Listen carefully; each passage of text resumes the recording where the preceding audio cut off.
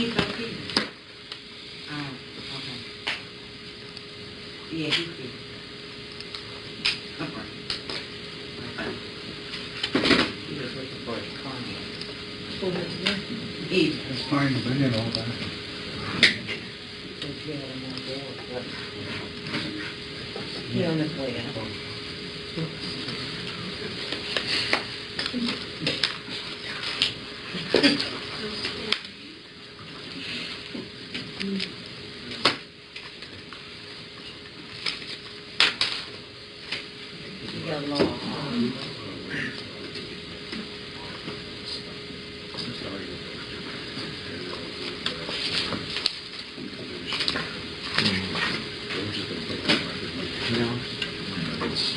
I'm just trying to deal with it. Do you want to switch those out now? In this date. You're going to read them on the record. It's it. Put these on 3-digit. Let's go on the record too. You ready? Yeah, I'm ready. That's what I'm saying, what you looking for him again? I was. Here all the time.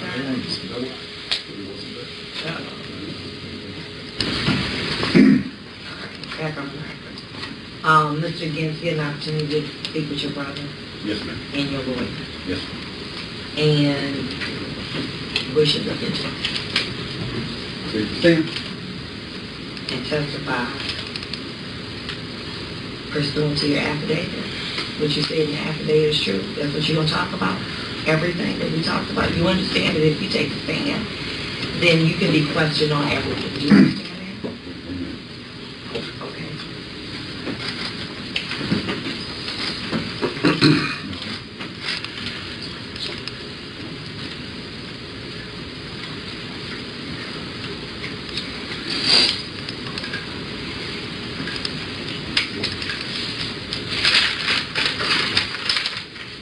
You ready? Mm-hmm. All right. Raise your right hand. Do you solemnly swear affirm the testimony you're about to give in this matter is the truth, the whole truth, nothing but the truth, help you God? I hope you do. You may take the stand. And Your Honor, just a few things that I'd like to play on the record. While Mr. Gentz and his brother were in the jury room discussing this, there were 2 phone calls that were presented to them to listen to. One call was from October 29th, 2015. That's labeled as phone call 912.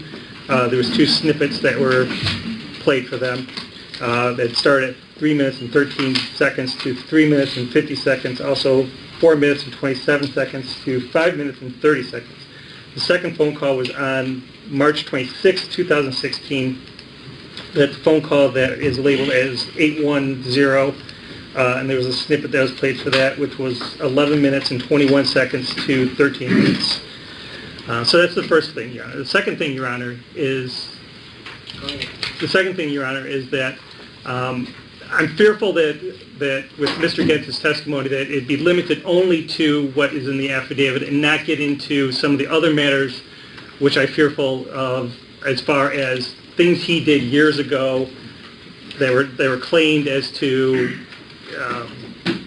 there were other, when we first started this hearing, there were a number of issues that were raised by the defense as far as Mr. Gentz abusing children and hitting children, so on and so forth.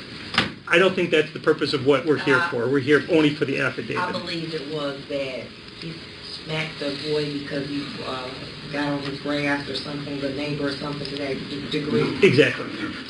Be quiet. Now, you can't be talking up there. You gotta let me do the talking right now. Okay. All right, thank you. So you're asking, I'm just asking for the parameters of Mr. Gentz's testimony to be what's contained in the affidavit and the crime that occurred in this particular case. very good. I don't believe, first of all, the issue for the court to determine is whether or not this is newly discovered evidence or is there evidence presented in the motion for new trial that would warrant a granting of a new trial. And at this time, the court, because the court is hearing this evidence, the court is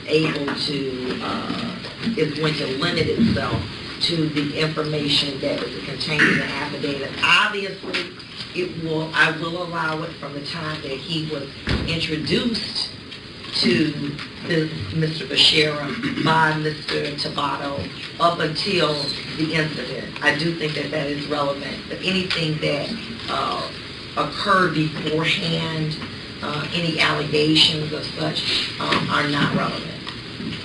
So I'm going to limit myself to just that span.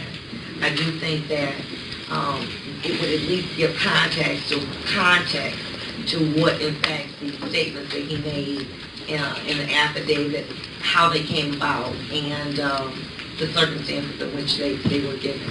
Mr. Gentz, pull that microphone close to you, okay? Yes, ma'am. Pull it close to your mouth, okay? Yes, ma'am. Okay, very good. Say your name for the record. For the record, my name is Joseph John Gentz. Very good. You may proceed.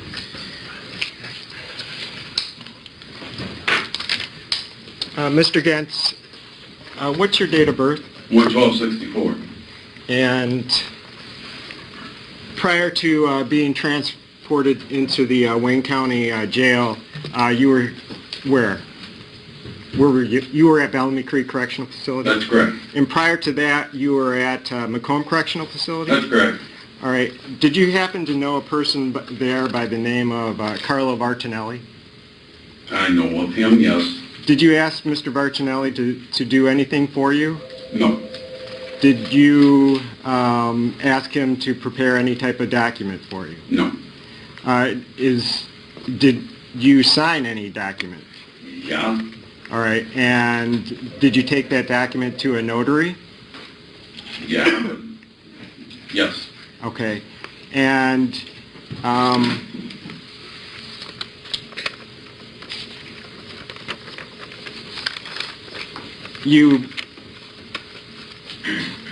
how long before you took it to the notary did you have it in your possession? Didn't have it very long. Maybe 2 minutes at the most. All right. You made some statements in here about the police had contacted you initially with regard to the murder of James Bashara. Ms. Lindsay, are you sure you don't need any other witnesses to be excused from hearing? The people are positive that we have witness. If we needed witnesses, the witness to hear is not going to be one of the witnesses that would be called. Okay, very good. That's all I wanted to know. Go ahead. All right. Can I approach the witness with the document? Go ahead. All right. Have it marked.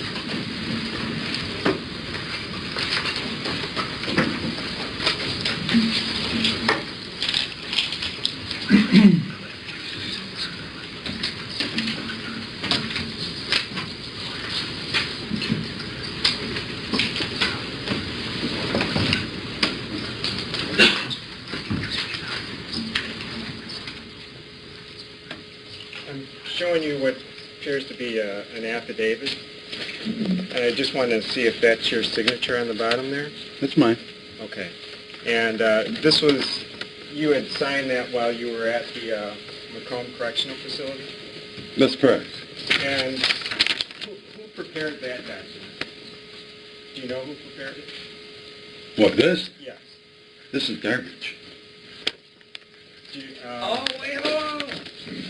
Why you say that's garbage? Because this,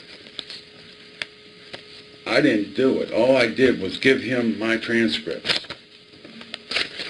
Wait a minute now, let's hold on. What do you mean your transcript? I give him my PSI. You gave him your PSI? Mm-hmm. Yes or no? Yes, I gave him my PSI. You see this pretty lady there? I know it's a whole bunch of pretty ladies, but she's got a microphone, something on her face. You see her? Yes, Everything that you say, she's taking down. Do you understand that? yes, So I need you to say yes or no, not okay. Okay. So now let's back up a little bit. You gave you gave somebody the PSI, is that correct? That's correct. What's it that you gave the PSI? I gave it to Carlos. The Carlos? Mm-hmm. Or yes or no? Yes, Was it Carlos or Carlos? And what did you do when you gave it to Carlos? I gave him my PSI, and then he took it and did whatever he did. I mean, I don't know what he did. All I know is I signed this, didn't read it, didn't do nothing, and I handed it back to him. Very good. Okay, so let me go over that a little bit, because you said some stuff a little bit too fast. How many pages was your PSI? Was it a lot of pages, a little bit?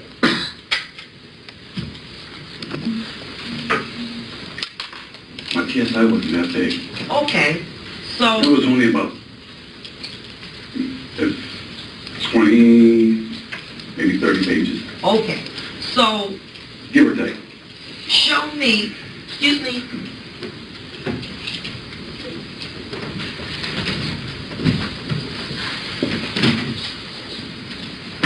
Demonstrate with what you did with Deputy Beatty.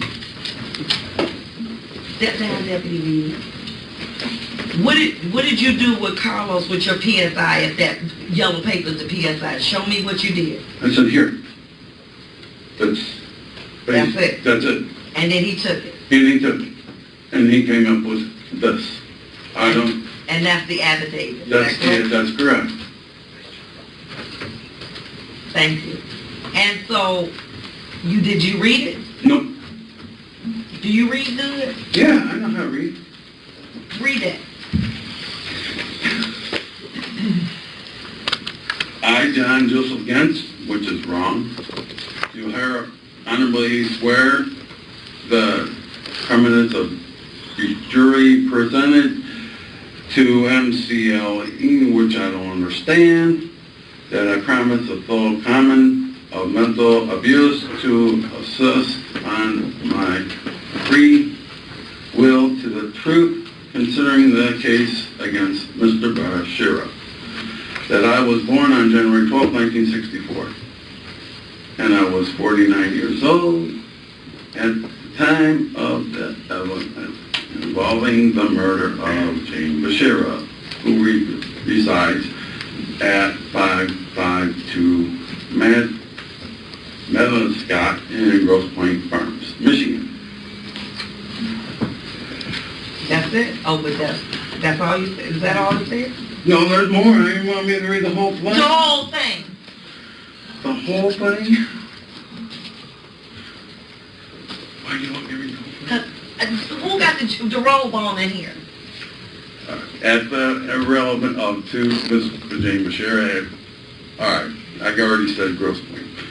James Bashara's death, I was a resident in Grosse Pointe Park, Michigan. That on January 30th, 2012, officers come from the Grosse Pointe Police Department, which is the wrong state. Anyways, contact me and asked if I would consider to an interview, and I did. During this scheduled interview, I confessed to the officers that I was mad at Mr. Bashara, which is the lie, because this is a lie. You want me to read this? This whole thing is a lie. What's a lie? Tell me what's a lie. Okay, I'll tell you what's a lie. First of all, the Grosse Pointe Police Department come knocking on my door on the 10th. I want to know them words, what's a lie. What's words you say is a lie? Tell me the words you say that are a lie. Man. Yep. Okay, my name's wrong. That's a lie. Your name isn't Joe Gentz? It says on here, John Joseph. That's not your name? No, What's your name? John Joseph. I mean, Joseph John.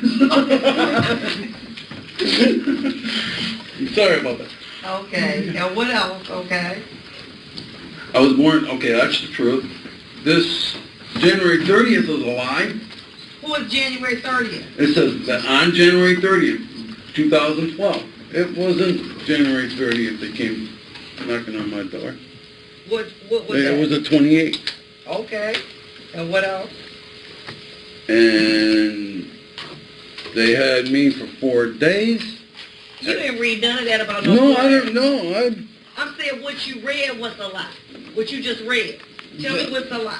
Your name is wrong. The date is wrong. What else is a lie that you just read?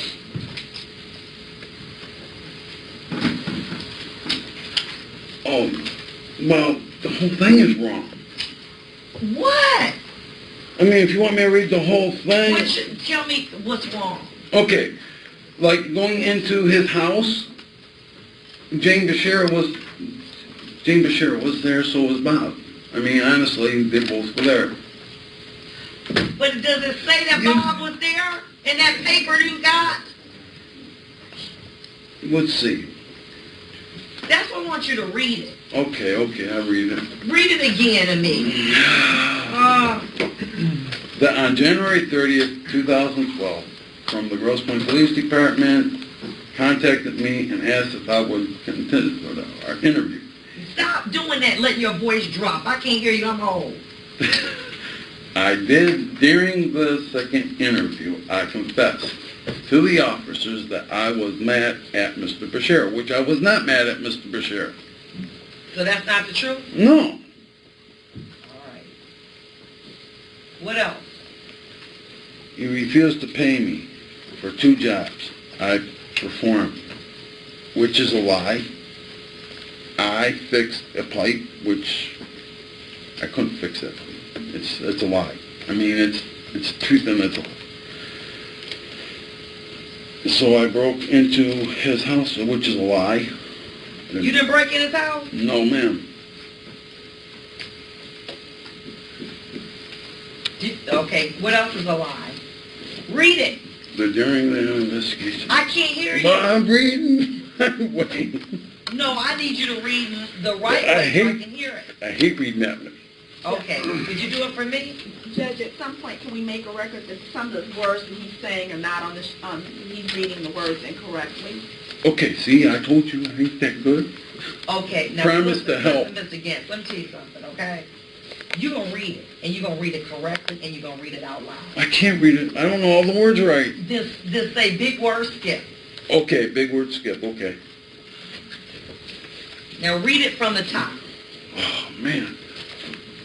From the top, it says the United States of America. Oh, not all that. Well, I'm talking about when you start on January, I, Joseph John. Oh, okay, I see that. I, Joseph John Gentz, do honorably swear under the protection of presented to MC, whatever that number is. I have no clue what the numbers are. It's 602182 and 28 USC and dash whatever 1746 that the statements hearing is that active are true to the best of my knowledge and behalf of the state as follows.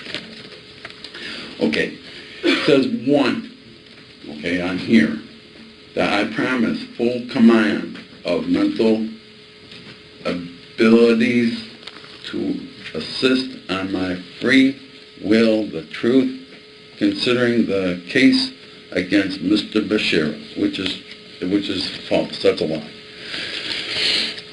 All right. 2, that I was born on January 12, 1964, which is true, and I was 49 years old. I don't know.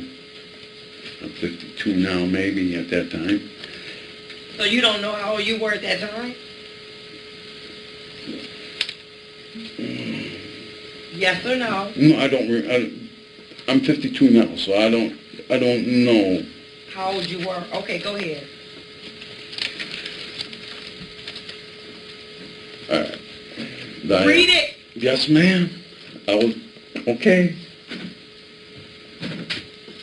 The event involving the murder of Mrs. Jane Bashara was released. I passed that word. at the time of at 526 Middlesex in Grosse Pointe Farms, Michigan, at the residential of to Mrs. Jane Bashara's death. I was a resident of Grosse Pointe Park, I was.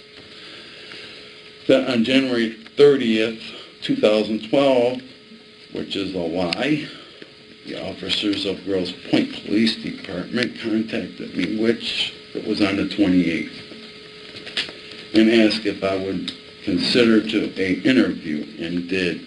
During the second interview, I confessed to the officers that I was mad at Mr. Bashara, which is a lie, because I refused to pay me for 2 jobs I performed, i.e., which I don't understand,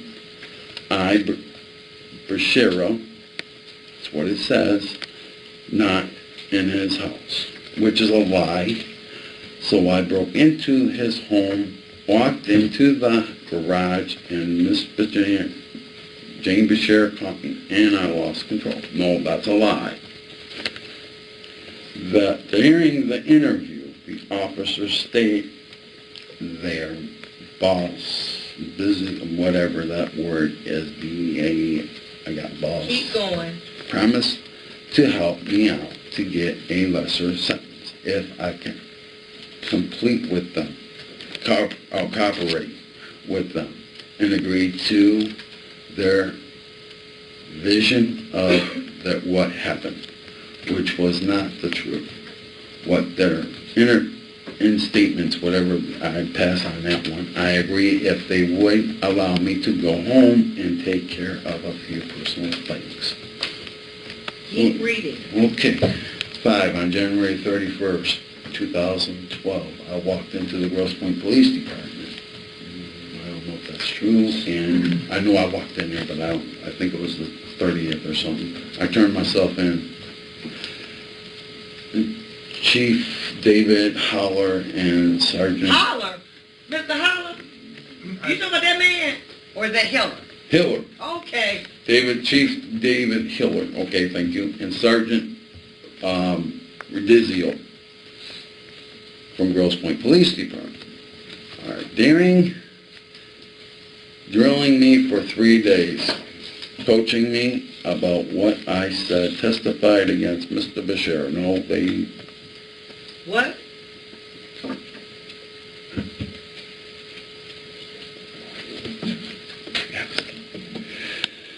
Okay. Go back. Okay, on January 31st, I walked into the Grosse Pointe Police Department and turned myself in and agreed.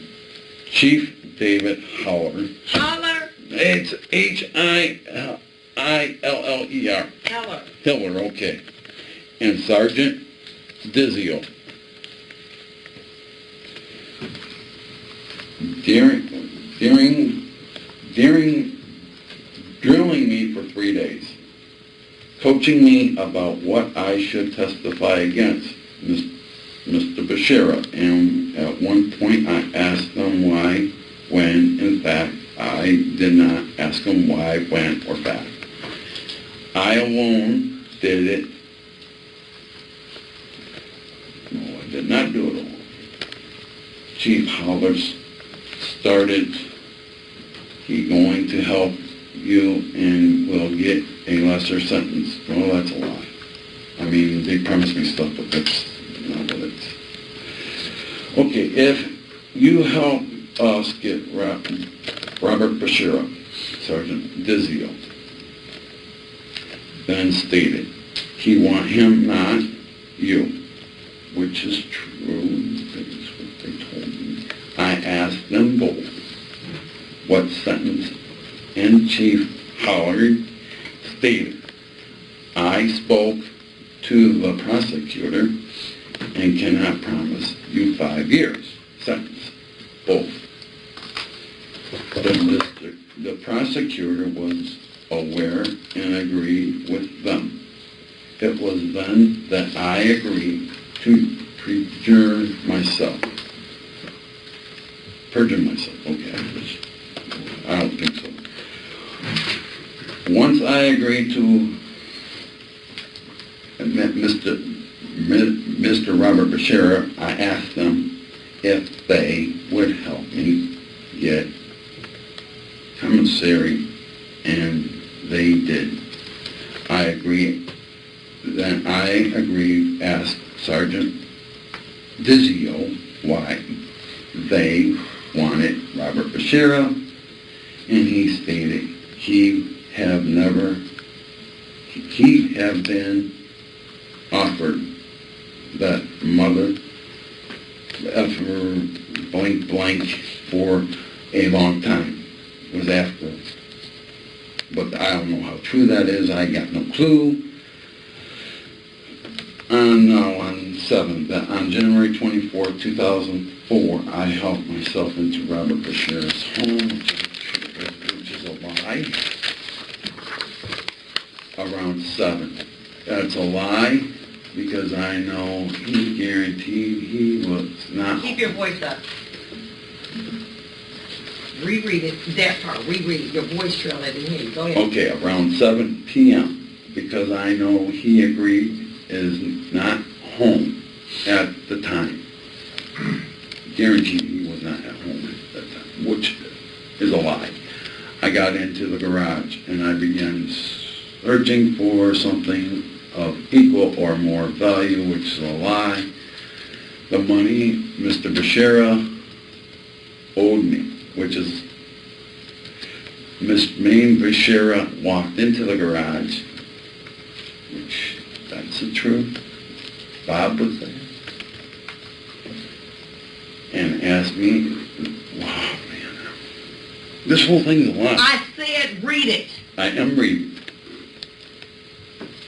Walked towards her and put my hands around her neck, and she began struggling with me. I had her with one hand and picked an object and hit her on the head. No, that's a lie. She lost consciousness, which is a lie.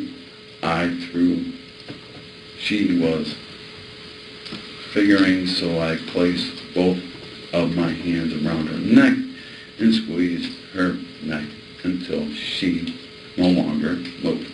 That's a lie.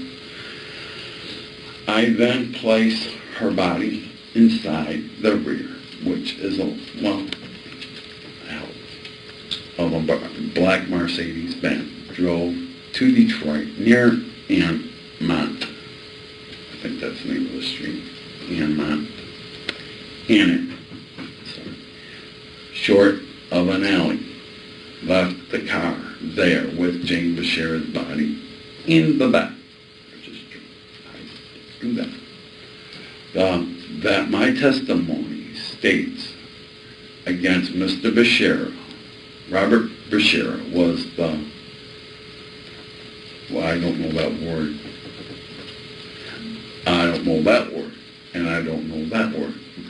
Pre-jury by Sergeant Dizio and Chief David Howard. Okay, I don't know. Number 10, that I have been requested prisoners CRV, which is Carlos, against the prudence and confession, the truth, and revealed for both.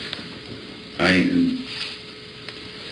said that he will not help me to do anything illegal, and I swear to him I could further explain to him that Mr. Bashara was not even in his house when I killed his wife. That CRV, which is Carlos, asked me more than the times during the course of 3 weeks. Facts about the truth. And I asked him why he was repeating his asking painfully the questions from the start. Because Speak up. I don't know the word. To and know very well what to make sure you are not cooking a lie, because I want to be part. I don't want to be a part. I want to be a part of it. And I assist him, the police force, to, I don't know that word myself, I know 12, that if I called to testify, I will do so to the facts against hearing this affidavit. All right. Okay. Now, you may please. Why did you sign this affidavit? What made you sign this piece of paper? Talking to the microphone.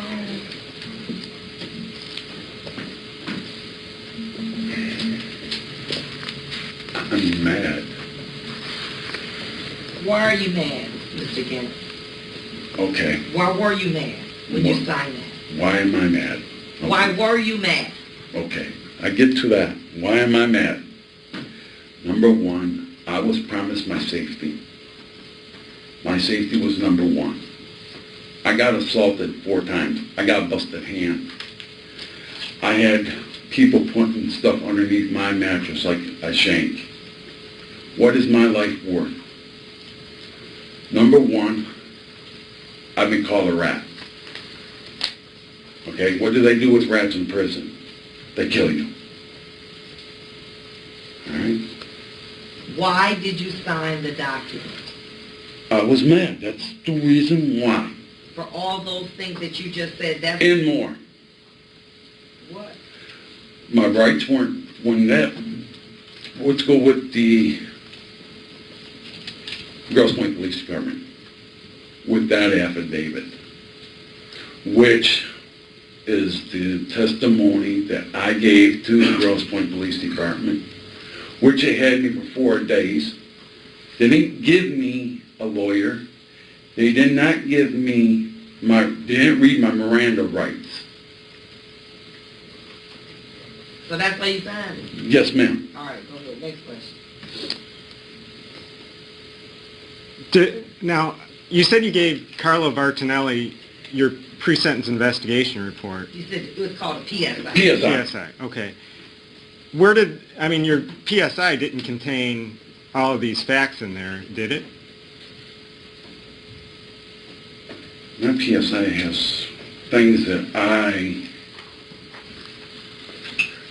done. And what I said to the police department, if I'm not mistaken, what's in there. Well, the affidavit, well, I'm not sure why you went to, you asked Carlo Vartinelli as well. I didn't ask Carlos. Carlos came to me. He was bugging me. He was bugging you? Yes. Okay. And how was he bugging you?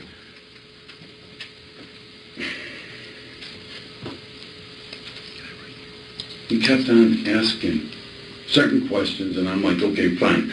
But when I got assaulted, like I said before, What was he asking? Carlo. he was asking me, he wanted, I don't know what he was getting out of this. What did he ask you? He said, let me see he asked me if he could see my PSI, and I gave it to him. That's all I did. I gave it to him. And, wait, he was bugging you about you giving it to him? Yes. When you say bugging you, what do you mean? I mean, he was coming to me all the time. I mean, I don't know how to describe it. So he asked you a lot, many times? Yeah, more than twice, maybe 3, 4 times. And he said, let me see your PSI? Yeah. And what'd you do? I gave it to him. I said, here, you want to read it? Go ahead. Okay, go ahead. Do you know a Robert Hess? Oh, who? Robert Hess, who was also at Macomb Correctional Facility? Do you know somebody named Robert Hess? I don't know. If I seen his face, maybe. Was he ever somebody with Carlo Vartinelli? Don't know. There was a lot of people with Carlos. I don't know. All right. I mean,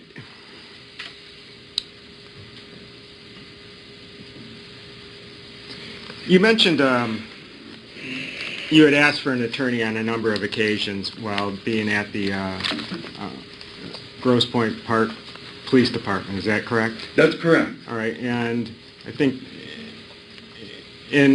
you were pretty explicit on that, would you say? That you really wanted an attorney before any questioning of you. Would that be accurate? Yeah. Okay. And you also mentioned that you were first contacted by the police, you said January 28, 2012? I'm pretty sure of it. Okay. Now, at that point, can you tell us what happened at that contact with the police? They came and knocked on your door? In the morning. Okay. If I'm not mistaken, it was in the morning. And what happened? We did a little interview, and I walked out, and the next morning at night I had two people like Steve Vergona and Danny Finch with me at the Grosse Pointe Police Department. It was about 2 o'clock in the morning, if I'm not mistaken. Okay.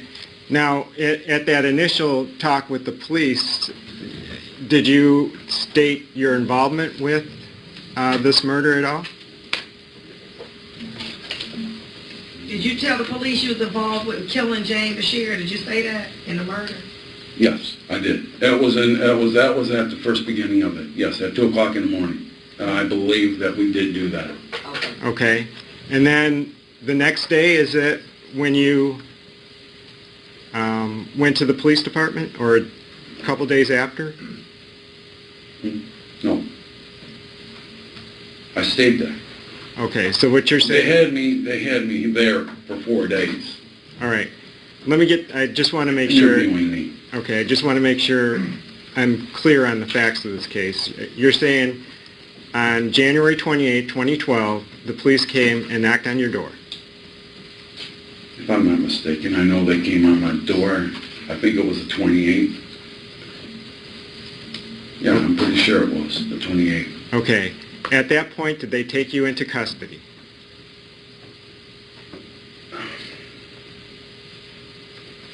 No. They interviewed me, they took a swab, and gave my DNA.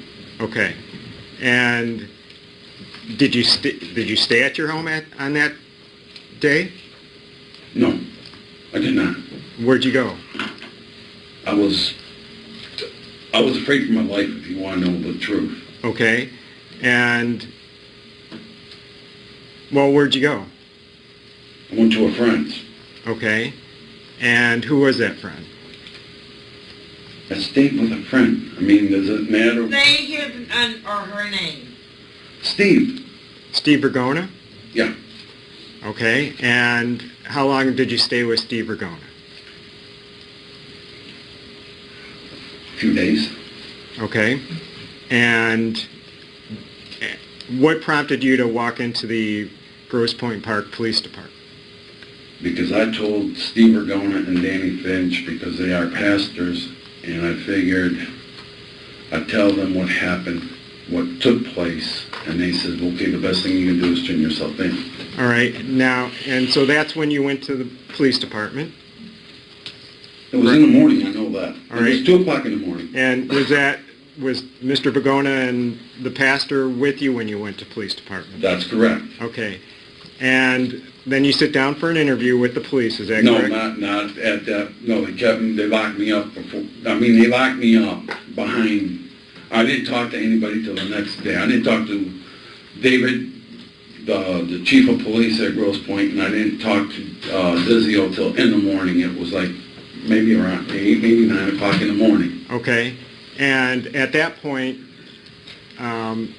you had requested an attorney before being interrogated, is that correct? I asked for an attorney all the time, yes. Okay. For 4 days straight. Okay, and they didn't give you one, did they? No. Okay. And then they read my Miranda rights. Okay. Now, while you're at the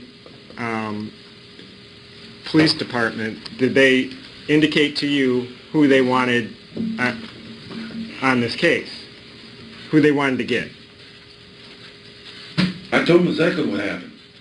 I gave them everything. All right. And you were promised some things? At the end, I was. And what were you promised?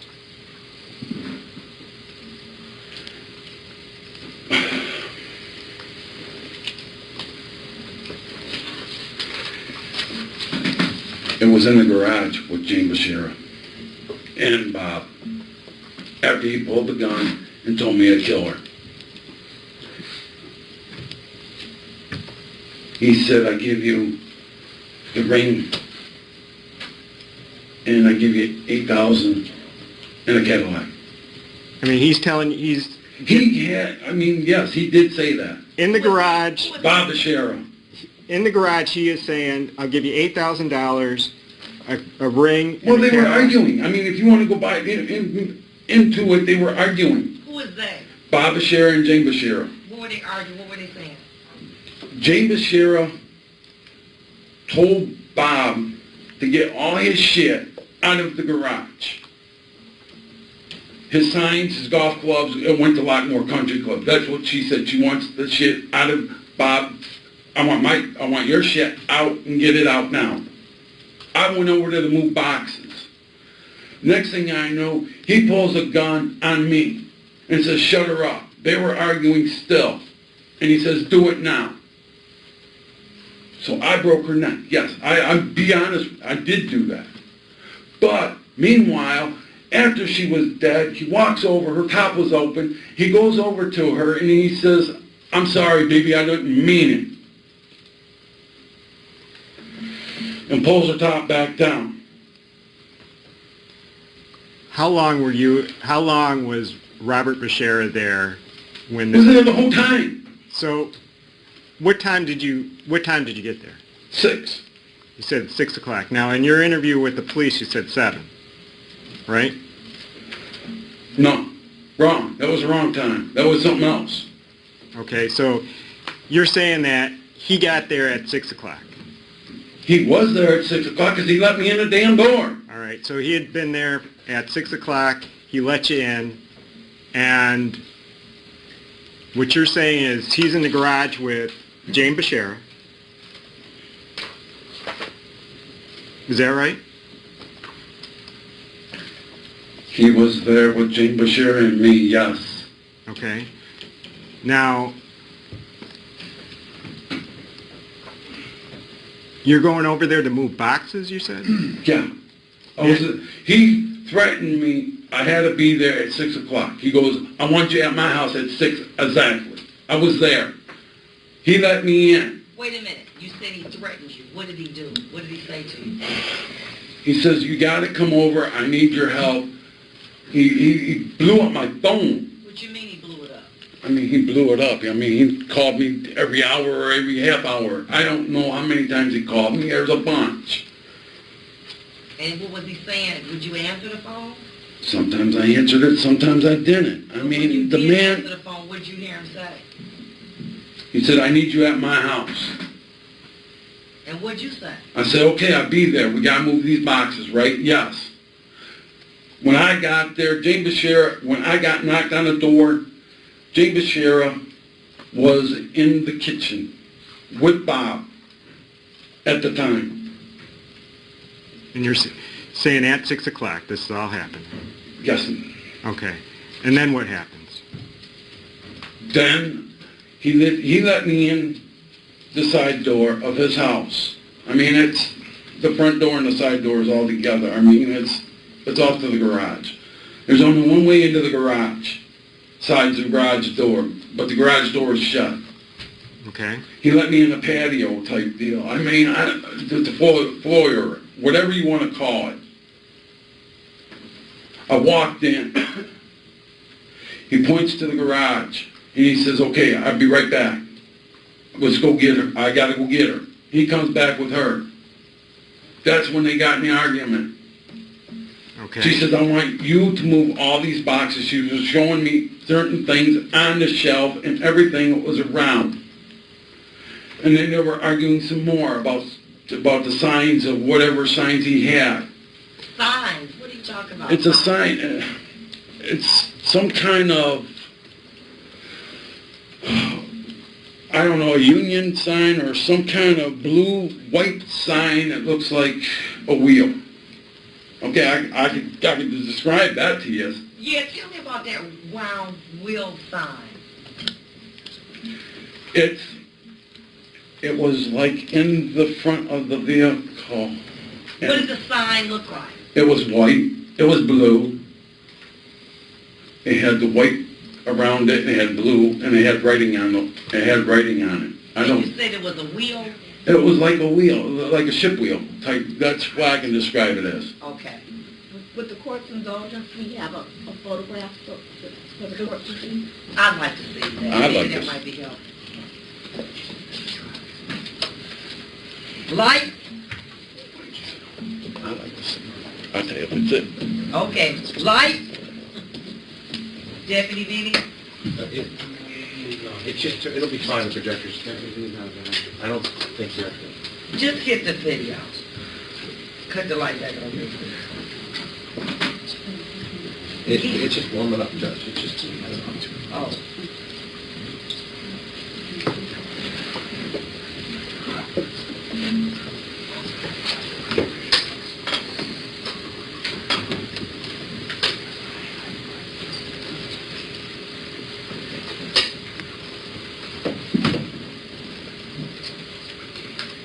Cut the light down. I still can't. Just correct. It's upside down. The lights are hanging from the... Oh. I'd like to direct the court's attention down to the bottom. Show us where the sign was. The sign is sitting right there. You see it says royalty on it. It's white, it's blue, it's gold. And it say royalty. It says roy, whatever it says. Yeah, that's it. That's the sign she wanted out of there, and the golf clubs and some other stuff. Okay. The box is sitting right there too. For the record, the witnesses pointed to and identify what appears to say Rotary, Rotary. as well as some golf clubs. And can we just tell me what, just propose exhibit, what exhibit that was, I'm sorry. For the record, please. For the record. Judge Pat Muscat, on behalf of the people, for purposes of this record, its reference in our computer is DPD ETU DSC _0. I don't care about that. It's going to be proposed. 13. I know. We have to just track it for this purpose, Judge. We'll mark it, give it an exhibit number as soon as we find out what the next exhibit number is. But that's the digital file number for the record, Judge. Okay, very good. And is that, turn around, Mr. Gentz. Yes, ma'am. Are you sure that's the sign you're talking about? Yes, ma'am. All right, go ahead. Judge, that'd be one for the post-conviction people's... Number one it shall be. Okay. For the receiver. Cut the lights on. Go ahead, Mr. And you're saying, what your testimony is that Jane Bashara, I see the golf clubs there, and who was the, can you put that back on, please? Next to the Rotary sign is some golf clubs, is that correct, Mr.? That's correct. Zoom in for me, please, Mr. Muscat, please. Oh, Mr. Hindley, take care of it, Judge. Okay. A little bit more. Zoom in. Are those the golf clubs you're talking about? There was more than that. But I mean, That's part of it, yes, because she wanted everything to go Lockmore Country Club. okay. And if I'm not mistaken, that's part of the golf clubs. There was like 5 sets of golf clubs or When something. you say sets, was it 5 bags? Yes, ma'am. Oh, not just 5 clubs, 5 bags. 5 bags, yeah, just like that one. Okay. And how many of those wheel signs? I believe there was 2, maybe 3. I don't know for sure, but I know there was at least 2. Did he just want the golf clubs to go to Lockmore, or what? Did Jane Bashara just want the golf clubs to go to Lockmore, or everything to go to Lockmore? She wanted the golf clubs to Lockmore Country Club. And she wanted the boxes go to some kind of storage unit or some kind of place where he stores his stuff. All right, so this conversation, so what happens after that? What do you mean what happens? Well, after that? they get into an argument, you say? They got into an argument, yes. All right. And I was in the middle, yes. He pulls a gun at me and says, Hold shut on. her up. Let me step. What kind of gun was it? How should I know what kind of gun? It doesn't matter. Well, doesn't My life doesn't matter. Move on if he doesn't know. Your Honor, can I refresh the witness's recollection? Go ahead. Wait a minute. No, you can't, because it doesn't need to be refreshed. He indicated he didn't know what kind of gun it was. Now, you can ask another question. You gave an interview with the Grosse Pointe Park Police Department on January 31st, 2012. Is that correct? That's correct. All right. And in that, you state that you tell the police that Bob Bashara held a gun up to you. Is that correct? That's correct, he did. All right. And you described that gun as being an automatic. Is that correct? If I'm not, I think so. I think it maybe, I don't know. I mean, I was scared for my life anyway. It doesn't really matter. Well, it kind of does matter. Can you describe the gun? If you remember. If you don't remember, say you don't remember. I don't remember it. Move on. So, he's holding a gun up to you, and then what happens? He pulls it. I mean, what do you want? He was standing behind the vehicle. I couldn't go nowhere. What kind of vehicle? It was a Mercedes Benz. It was in the garage. Garage door was shut. There was only 3 of us in the garage, except for God. And then at that point, he's stating that he's going that Robert Bashara is going to pay you $8,000. No, after she was dead. I mean, after we loaded up her body in the vehicle, and it was after he pulled the breast. I mean, her breast was showing after she was still dead. I mean, she was bleeding. There was blood on the garage floor. I know what he said to her. I know what they said. What did he say to her? She goes, after her breast was open, I mean, she's laying on the ground, on the garage floor. He goes over to her, after she was dead. He goes over to her and pulls it back out and says, "Baby, I'm sorry, I don't mean it." What did he do with her breast? He covering them back up. With what? I mean, she had a top on. She had a green top. Okay, a green top. I mean, it was a sweater. I'll be honest with you. She had black slacks on, too. And he had a brown jacket on. He had brown shoes. I can tell you everything, what we had. Well, tell us. Well, Your Honor, Overruled. Tell us. I had a brown leather jacket. I had a black pair of pants. I think I had a hoodie, and I ain't quite sure. I'm pretty sure I had my hoodie on with my... Let me ask this question. Yes, ma'am. Did you ever move the bags out of that garage? No, ma'am. We never got anything out of the garage, except we loaded up her body in the vehicle. Who was we? Me and Bob.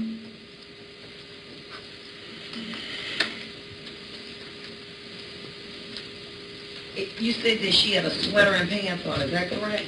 She had slacks. Yeah, she had a sweater on. When you put her in the vehicle, did she have any other clothes on? The same clothes on? She had... Repeat that again? When you put her in the truck, did she have the same clothes on? Yes, ma'am. Or different clothes on? She had the same. She didn't have a coat on? I'm pretty sure she had a coat. How'd she have a coat on? Because she walked out the garage. I mean... Oh, she had a coat on when she was in the garage? Yes, ma'am. She had a coat on, yes. She had a coat on, and she had a green sweater on and black pants? That's correct. And she had her slippers. She had her slippers on? Mm-hmm. So you said that your testimony is that you and Robert Bashara loaded up the Jane Bashara's body into the car. Is that what you're saying? That's what I'm saying. All right. And then what happens?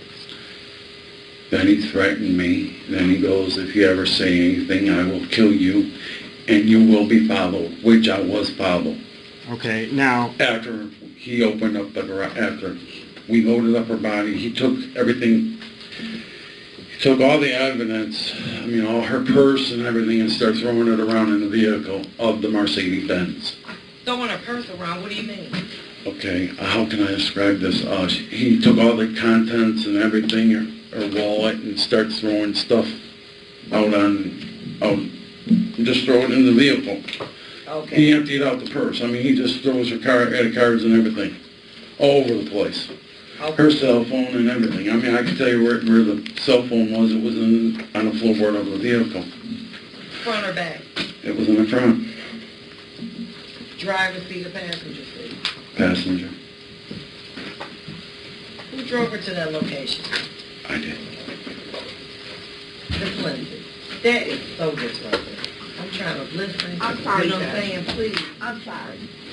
Go ahead. Now, what'd you say? You drove her there? Yes, ma'am. Where'd you drive her to? I drove her from Sixth to Annette. I think that's what you say. Is that Annette. And is that Detroit? And yeah, it's in Detroit, yes, ma'am. Go ahead. In the alley. In the alley? Mm-hmm, yes, ma'am. Go ahead. And you were being followed there by Robert Bashara, is that correct? No, No? Where was Robert Bashir? I have no clue. Was he in the car with you? No, ma'am. So how did he dump the contents of her? He did it when he walked back after she was loaded up in the vehicle. He went to the house and grabbed her purse and started throwing stuff over the place. Okay, so you didn't leave yet. No, we haven't left yet, no. So he went, you load the body up, We loaded in the back seat, yes. and then he goes... He had the head of her. He had the head of her, and I had the feet of her And where did you put the body? in the back seat Of what? of her Mercedes. And what happened with the purse? The purse, he starts throwing it around. I don't Where did know. he get the purse from? From inside the house. And he brought the purse out. And he brought it into the garage, yes. And then he started dumping it around in the car? Yes, ma'am. He starts throwing credit cards and everything. I don't... Okay. And then you said the cell phone was on the floor in the front seat, all right? That's correct. And so then what happened? Then when do you leave? After he shuts the door, he walks out, he took off.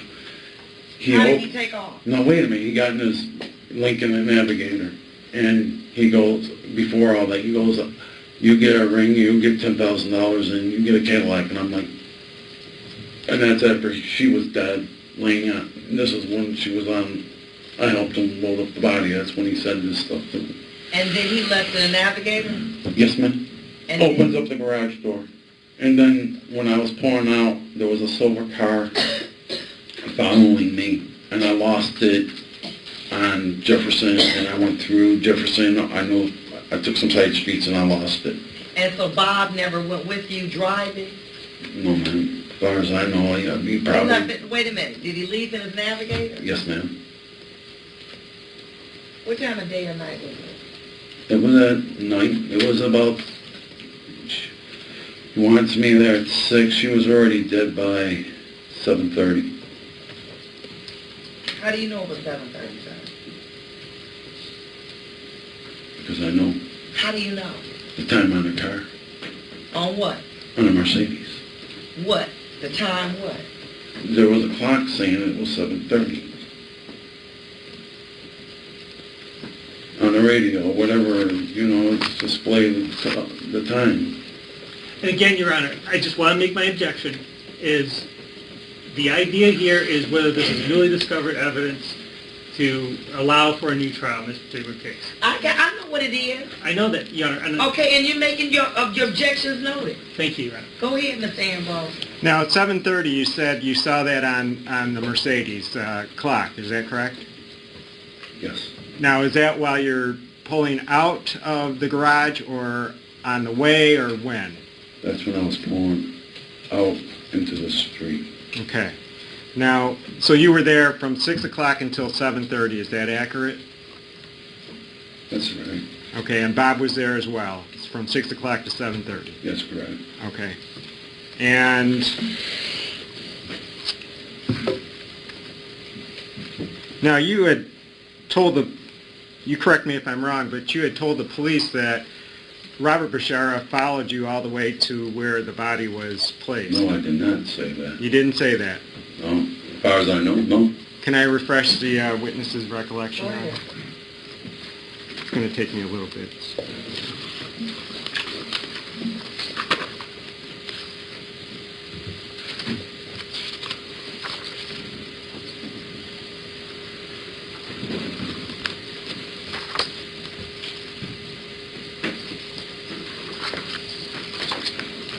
The location that you went to, you were familiar with that. Is that accurate? That's correct. Because your stepmother used to live there. Is that correct?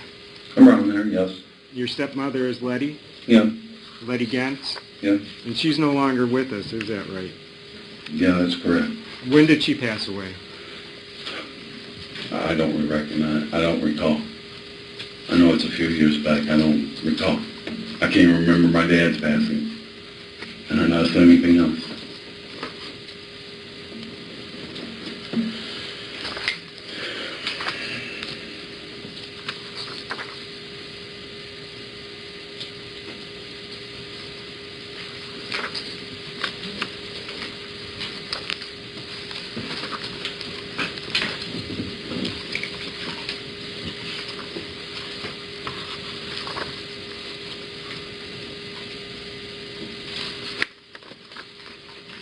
You okay, Mr. Gentz? Yes, ma'am. I think I'm just. You want to stop for today?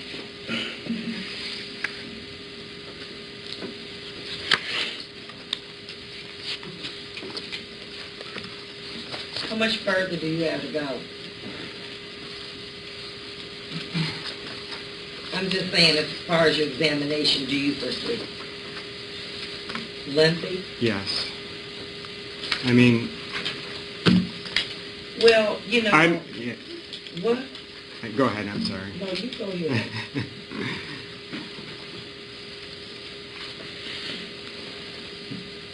Do you foresee it's going to be protracted? Yes. Can I turn it to Brock?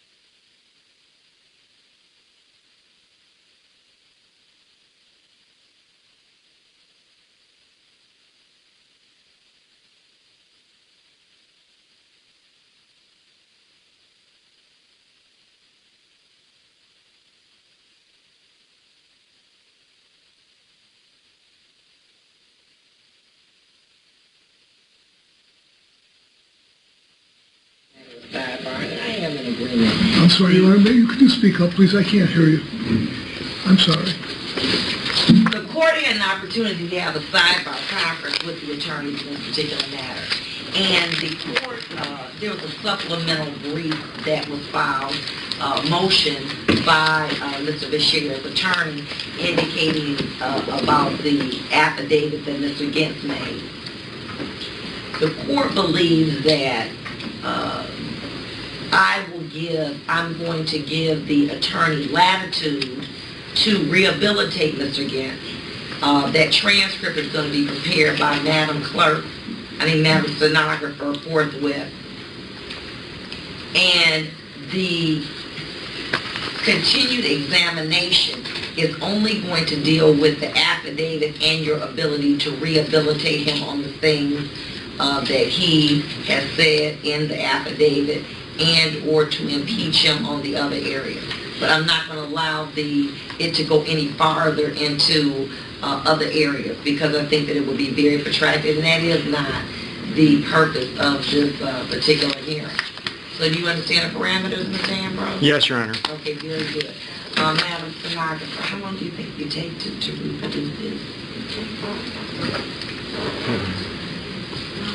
You can do it overnight?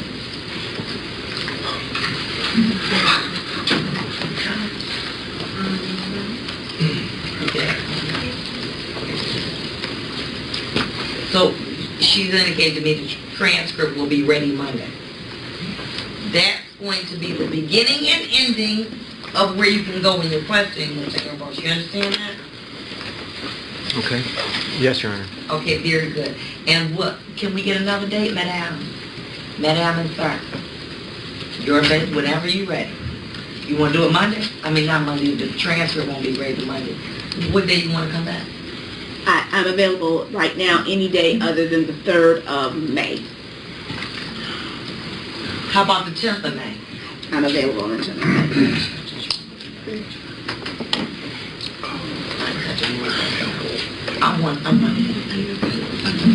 Are you available, Mr. Ambrose? Yes. I'm here, but we're not here.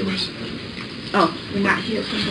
No, we're. Oh, if we can conclude on the 10th because tech support will not be available other than I'm sorry. We're at a nerd convention. No, Judge. Mr. Muscat We're not and Mr. available. Hindley will not be available other than the 10th. Well, the court is going to limit it to really just the rehabilitation and the impeachment of what has been thus stated. So we're not going to go farther than that. And we'll have the benefit of the exam transcript. At the conclusion of this witness's testimony, I'm not going to hear any more about this motion. I'm going to give a date. We're going to wrap it up. I'm not going to have any more presented. We have gone through, I've given this hearing excessive latitude, and it's time for the court to make a decision. And I want that done no later than the first or second week of June. So I'm just indicating for the record on the 10th, make yourselves available. That transcript will be ready at this proceeding Monday morning. I want the court is going to pay for it. And each party can have it ready. And then we will continue our examination on the 10th. The writs are canceled. Oh, can I go back? 0. You're going to stay here, and by the 10th, we will be able to release them. I'm not going to have anything to do. I'm not going to allow the testimony really to go forward more than a day. And I can't limit the people, but I'm just saying that's what we're going with this. Okay? What? I just want to place on the record, Judge, People's Post-Conviction Exhibit 1 was also Trial Exhibit 168. Okay, very good. Can I make a request, since we do know the parameters that we're going, that if there are any exhibit visuals that we need to do, that we can maybe have them printed out as photos like we used to do back in the dinosaurs roaming yards and present them as such? Yes, Judge. Very good. Your Honor, can I just make a statement as well? I'd like to move for the admission of the... Clearly, the court will have them marked in the minute. And also, Your Honor, I'd like to have 2 interviews that Joseph Gentz had given to his outfit called Crime Watch Daily. I'd like to have those ready and available I could have them on my... When did you do that? He did that, I think, back in late February or some part of March. Do you have those? What? Does he want me to play them for him? Is that what he said? No, he doesn't have them. No, I do have them, Your Honor. It's just a matter of, I think, for convenience purposes, if they could just... I've already showed them where they are. Okay, you don't have a computer? I could bring one in, I guess. I think that would be good. And they can't do everything for you. What? Yeah, we have them just in case then they're needed, but... All right. We'll breathe all that tech support and stuff later. All right, we need to get this going. All right, Gary, did that conclude matter? Your Honor, did you establish a certain time you want to start this on the May 10th? Yeah, 9:30. All right. Can I? Are you available in the I time? am. Are they gonna put the Dateline video on? What? The Dateline. Let's go. Take him out. So the affidavit is also submitted, I guess that's Defense Exhibit A, do you have any other? Bye. Is that Defense Exhibit A?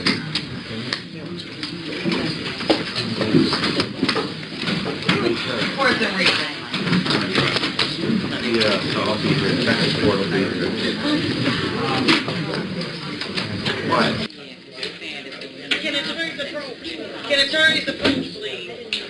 Can the attorneys approach? Yeah. Oh, that's okay. That's okay.